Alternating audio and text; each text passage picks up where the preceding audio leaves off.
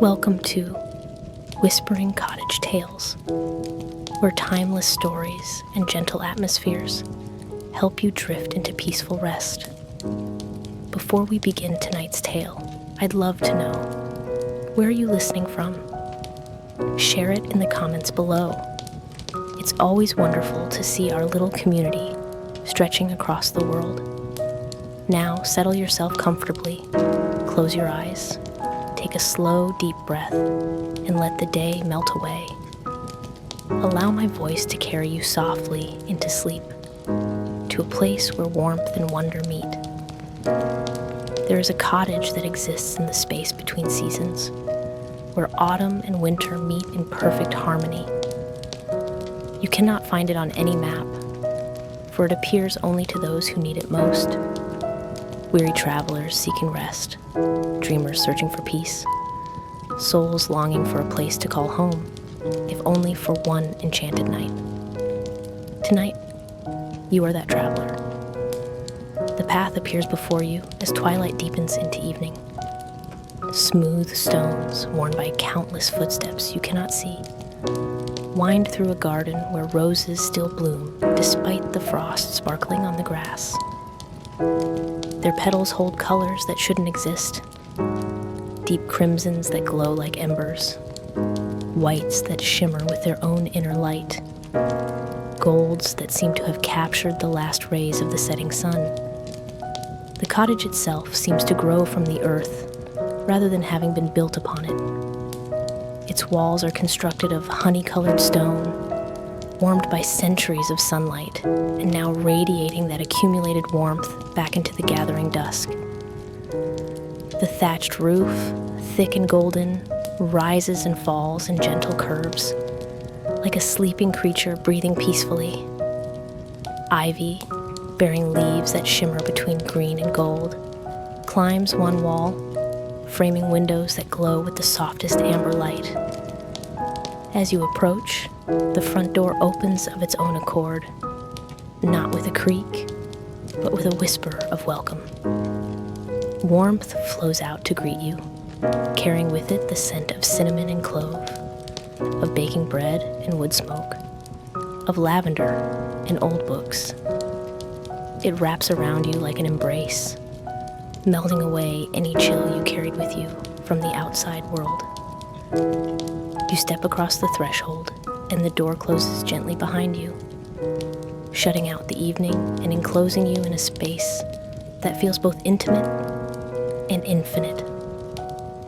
The entry hall is small but welcoming, with walls papered in a pattern of climbing vines and tiny birds. A mirror in a gilt frame reflects your image, though you look softer here somehow, more at peace already.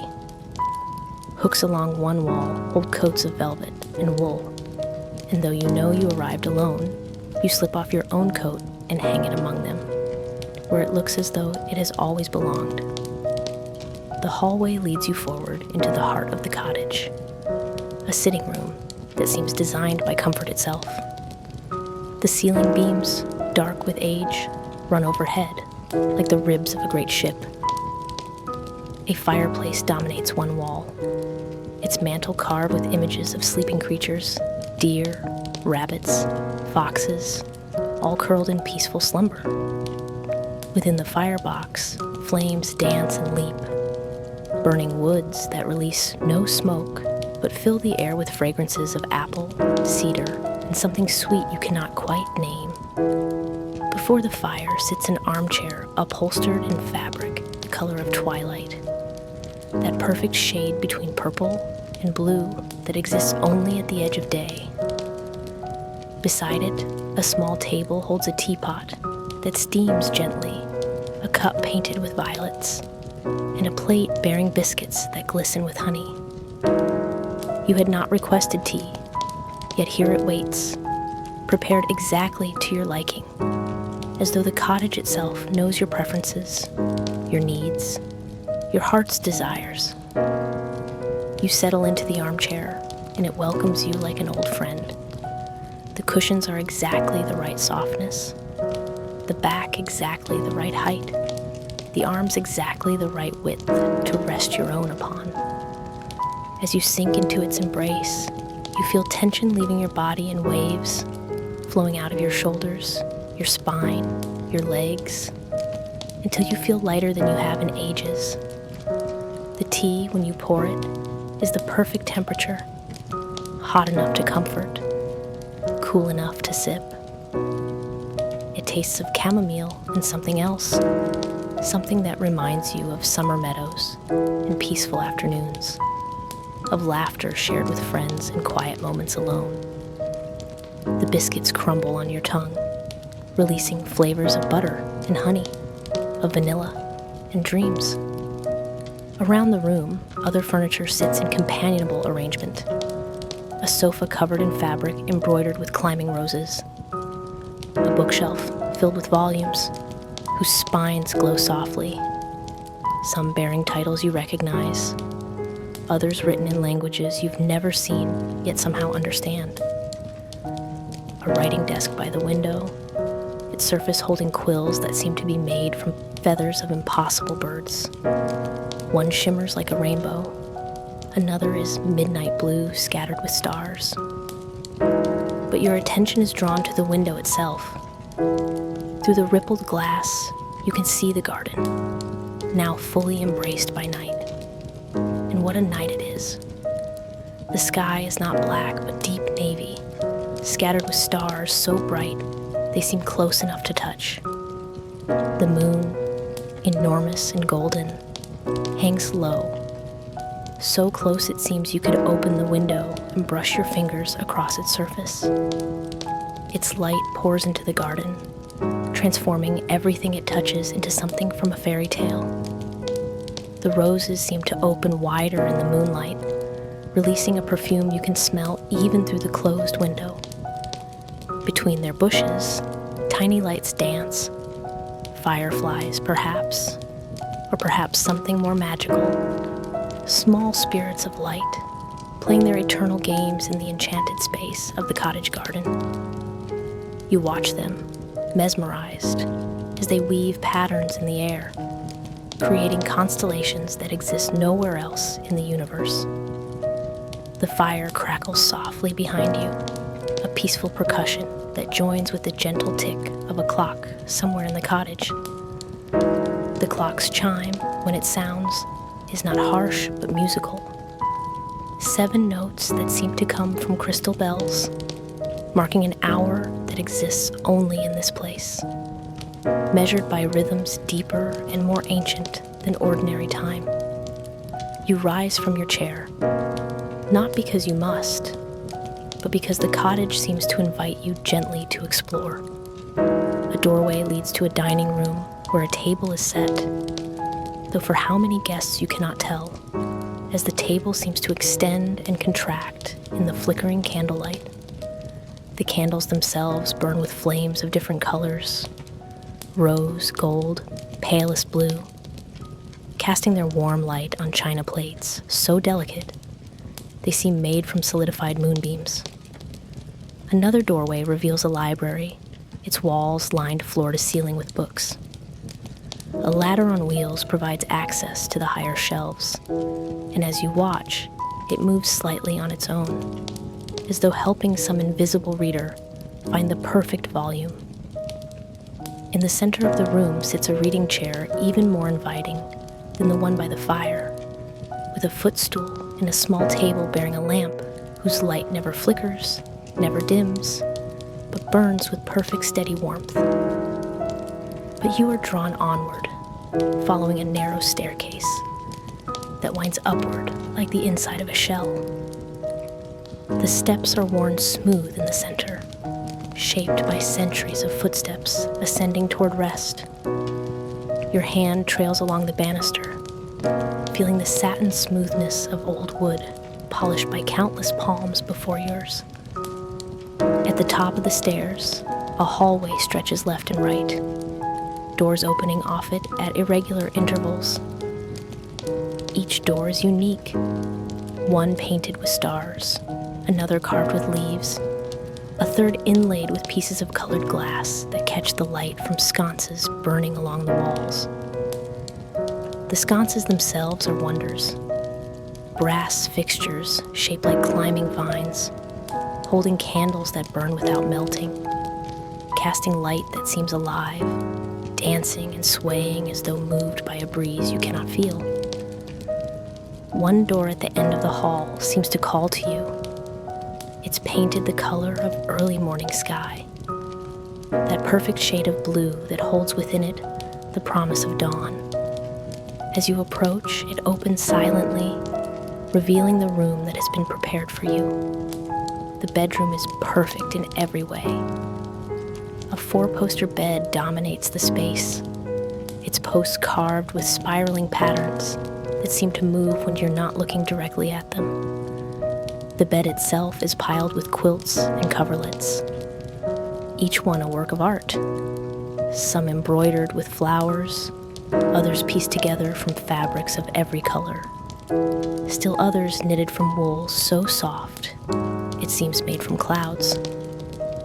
At the head of the bed, pillows in pristine white cases are plumped and waiting, promising comfort beyond imagining. Beside the bed, a nightstand holds a candle in a brass holder, its flame burning steadily. Next to it sits a small vase containing a single flower, a rose of the deepest red, its petals still fresh, releasing a perfume that speaks of summer gardens and peaceful dreams.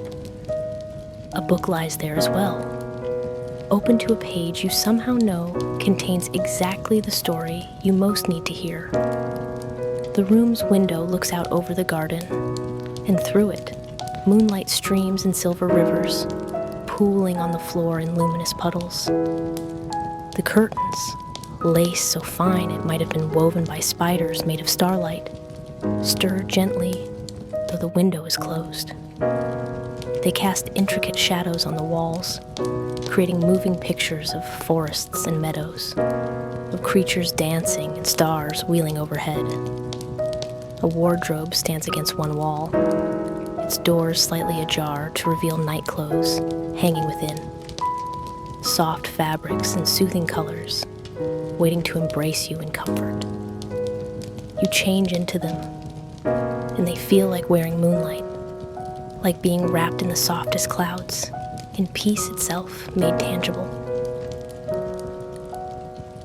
The bed calls to you, and you approach it as though drawn by gentle magic. When you pull back the covers, they release the scent of lavender and fresh air, of sunshine captured and saved for this moment. The sheets are crisp and cool, but you know they will warm quickly to your body, creating a cocoon of perfect temperature. You slip between the sheets, and it's like sliding into a dream. The mattress receives you with exactly the right amount of give, supporting without being firm, soft, without allowing you to sink too deeply. The pillows cradle your head with infinite tenderness. The quilts settle over you with comfortable weight, not too heavy, not too light, but exactly right. Through the window, you can see the moon beginning its slow journey across the sky. Stars wheel overhead in their ancient dance. In the garden below, the lights continue their play among the roses. A nightingale begins to sing, its song so beautiful, it seems to contain all the peace in the world, distilled into pure notes that float up to your window and drift into your room like a blessing. The candle beside your bed burns lower, its light dimming gradually, gently, never sudden, always allowing your eyes to adjust. The flame dances slowly, casting shadows that move with hypnotic grace across the ceiling. You watch them, feeling your eyelids growing heavier, your breathing deepening, your body releasing every last bit of tension into the welcoming embrace of the magical bed. From somewhere in the cottage, you hear soft sounds. The crackle of the fire downstairs, the gentle tick of the clock, the whisper of pages turning in the library as books read themselves. These sounds blend into a lullaby, a symphony of peace that wraps around you like another quilt. Your eyes close, and behind your lids, you see gentle colors, soft purples and blues, pale golds and rosy pinks, all swirling together in patterns that soothe rather than stimulate, that invite the mind to let go of thought and drift into the realm of dreams. The cottage itself seems to breathe around you, a living thing whose sole purpose is to provide comfort and rest. You feel its care surrounding you, protecting you, holding you safe in this enchanted space between the waking world and the world of sleep. The nightingale's song continues, joined now by other creatures of the night. An owl calling softly from a distant tree, the whisper of wind through leaves, the gentle murmur of a stream you hadn't noticed before, but which must run somewhere beyond the garden, its waters carrying moonlight and dreams downstream. Your breathing matches itself to the rhythm of the cottage, to the pulse of the earth beneath it, to the ancient heartbeat of magic that flows through this place like blood through veins. In and out, in and out. Each breath easier than the last, each exhalation releasing you further from the day's concerns, from tomorrow's worries, from everything except this perfect, peaceful, present moment.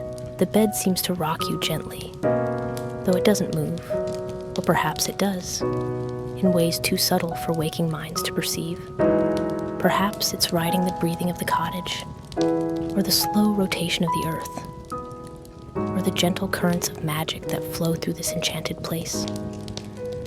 Whatever the cause, the effect is pure comfort, pure peace, pure surrender to rest.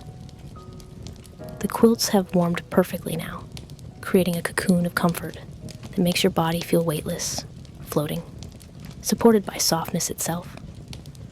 Your mind, usually so busy, so full of thoughts and plans and memories, has quieted to a whisper, then to silence. There is only this: warmth, comfort, safety, peace. Through your closed eyelids, you sense rather than see the candle finally going out, its flame shrinking to nothing, leaving the room lit only by moonlight. But even that begins to fade as clouds, soft, gentle clouds, drift across the moon's face, dimming its light slowly, gradually, allowing the room to darken by degrees so subtle you cannot mark the exact moment when darkness finally, completely arrives. But it's not a frightening darkness. It's the darkness of closing your eyes in a safe place. The darkness of pulling covers over your head on a cold morning. The darkness that is the absence of light, but the presence of rest, of dreams, of sleep's sweet embrace. The cottage holds you. The bed supports you. The quilts warm you.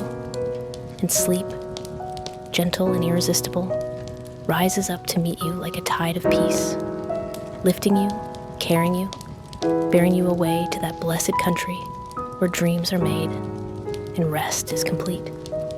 The last thing you hear or think you hear is a voice, soft, kind, infinitely tender, whispering, "Rest now, dear traveler.